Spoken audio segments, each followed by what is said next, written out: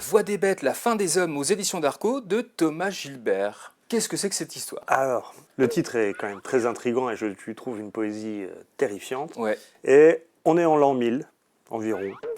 On suit une meneuse de loups, Brunehilde, qui erre de village en village et qui essaye tant bien que mal d'apaiser le monde à sa petite échelle. Elle essaye de soigner les bêtes, soigner les rapports entre les bêtes et les humains.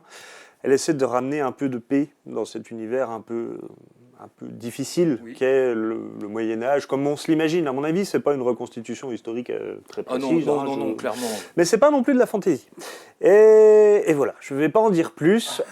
Ah si, peut-être. Un petit peu. C'est quand même un récit digne d'un polar, un petit peu quand même au Moyen-Âge, fantasmagorique, ténébreux, éclairant quand même sur les croyances et la vie de nos ancêtres, un petit peu. Alors, ça, à la croisée des genres. Ouais.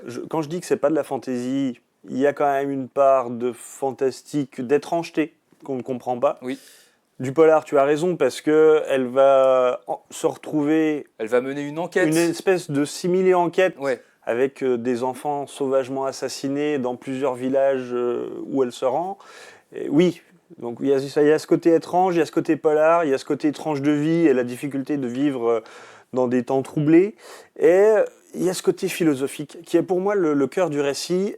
Vraiment, Brunehilde, sa volonté, c'est d'apaiser le monde, de lui ramener de la paix, que tout le monde vive mieux. Et je trouve ça un récit optimiste, malgré la noirceur du... Ah mais c'est ça, c'est que le récit est optimiste, mais les dessins c'est sombre, l'ambiance est sombre dans le bouquin. L'ambiance est très sombre, il y a des scènes de violence assez atroces.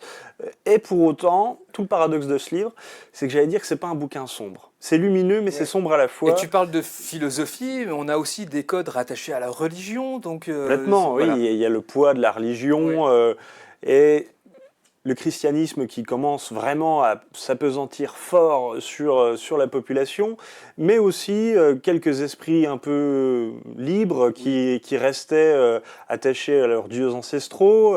Donc voilà, c'est un récit à la croisée des genres. Et moi, j'ai vraiment adoré, et notamment grâce au dessin qui est très puissant, très surprenant, parce que j'y trouve des échos de Berserk, un manga ultra sombre et ultra violent.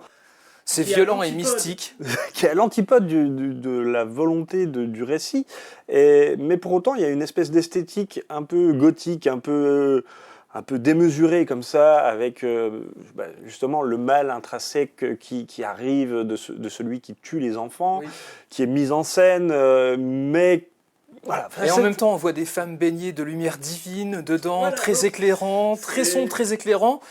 C'est très paradoxal. C'est un bouquin qui sort du lot, clairement, et je trouve vachement intéressant. Il y a vraiment beaucoup de fond, il y a beaucoup de non-dits, mais il y a beaucoup de ressentis dans ce livre, et ça, je trouve vraiment réussi. Ouais, et j'ai envie de dire pour conclure, c'est quand même un album coup de poing qui met bien en avant finalement la bêtise des hommes qui détruisent sans compter. C'est aussi ça fait un rapport avec ce qui se passe dans notre époque au XXIe siècle, et puis quelle part d'animalité aussi qui peut sommeiller en nous. C'est vrai que quand tu dis philosophique, c'est très philosophique, c'est vraiment très chouette. Ça s'appelle donc La Voix des bêtes, la fin des hommes aux éditions d'Argo de Thomas Gilbert.